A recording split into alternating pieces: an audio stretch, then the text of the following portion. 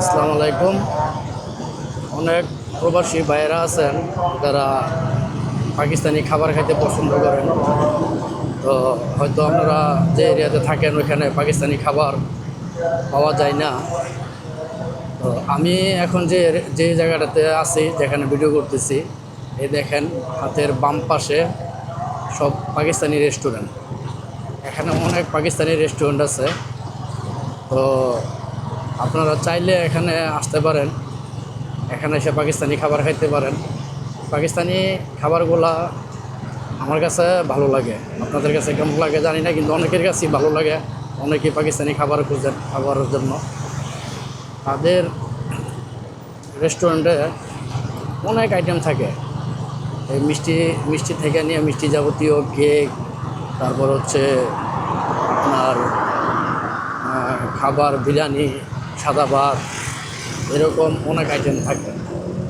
তো আপনারা যারা এই পাকিস্তানি খাবার খাইতে চান বা মালয়েশিয়া খুঁজেন যে কোন জায়গায় পাকিস্তানি দোকান আছে, তো আপনারা দোকান যারা খুঁজে পান না খাবারের জন্য, তো আপনারা এখানে আসতে পারেন। এখানে শুধু পাকিস্তানি পাকিস্তানি খাবার না, এখানে বাংলাদেশি খাবার আছে, তারপর আরব দেশের খাবার আছে, তারপর থাই ফুড আছে, তারপর মালয়েশিয়ান ফুডের দোকান, সব কিছুই এখানে আছে। তো আপনারা চাইলে এই এরিয়াতে আসতে পারেন খাবারের জন্য। এরিয়াটা হচ্ছে চকেট এরিয়া, জালান রাজা লাউড বলে।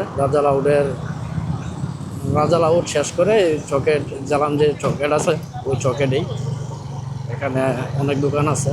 এই সামনে যেগুলো দেখতেছেন সবগুলোই পাকিস্তানি দোকান।